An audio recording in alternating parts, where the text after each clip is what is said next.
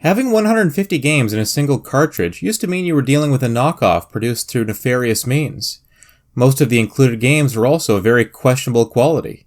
Today, however, we are seeing the legal emergence of dozens of game collections, such as the SNK 40th Anniversary Collection and the Sega Genesis Classics that feature many beloved titles.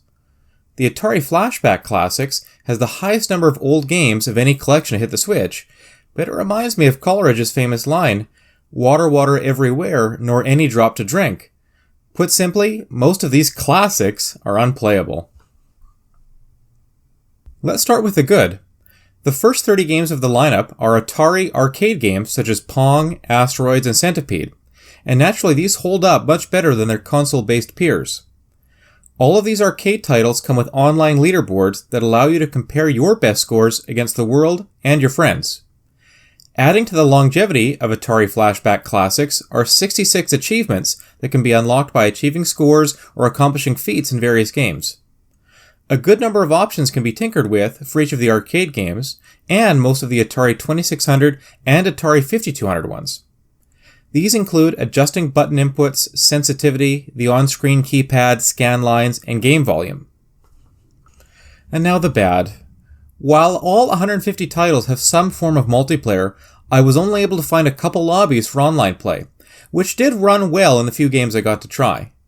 For local multiplayer, a number of the games make it quite easy to hand your partner a Joy-Con, which is nice, but switching from 2 or more players back to single player seems to require you turn off and restart the game entirely. Making matters worse, many of the console games in the collection are incredibly obtuse and don't hold up very well in 2018. There are manuals for the 2600 and 5200 games, and you absolutely have to read them to have any hope of understanding what to do or how to play. Even then, it's very possible you still won't know what's going on or have any fun. You'll need the most rose-colored of glasses to enjoy half of what's on offer here. Finally, the downright ugly. The majority of the games in Atari Flashback Classics are copies or clones of other games. For example, there are 6 baseball games, and they range from decent to antiquated to worthless. Some even require second player just to play. The other sports titles are equally unremarkable.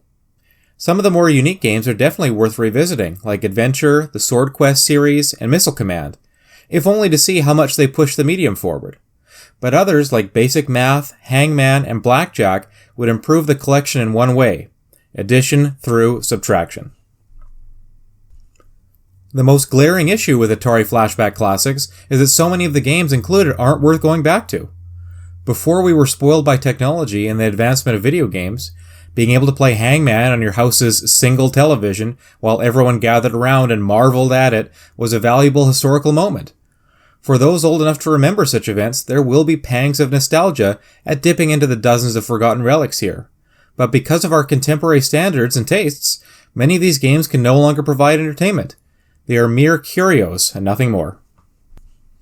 It's not all doom and gloom though. The presentation of Atari Flashback Classics is simple but clean. Accessing the various titles is as easy as flipping through different pages that display arcade cabinets or cartridge box art. Hopping in and out of games is effortless, and if you return to the main menu, it pauses your game so you don't lose your progress. All of the games that I played ran well and looked really crisp in handheld mode. I don't doubt that this collection is one of the best ways to play these games, if you are so inclined. To be clear, I didn't grow up playing Atari games. We had an Atari console at home, but my dad brought it out only occasionally to show us what games used to be like before the Nintendo Entertainment System came along. I don't have any strong memories or feelings associated with Atari, so it is likely that I am not the target audience for Atari Flashback Classics. That said, it is going to be hard for anyone without a strong affinity for Atari games to enjoy the gameplay that these titles offer. I can certainly appreciate the value of seeing where video games got their start, but we have come so far that nostalgia and preservation are really the only selling points of this collection. If you long for the early 80s, or spend your free time contemplating the history and genesis of video games as we know them, take a look at Atari Flashback Classics. The NES is as far back as I'm going to go.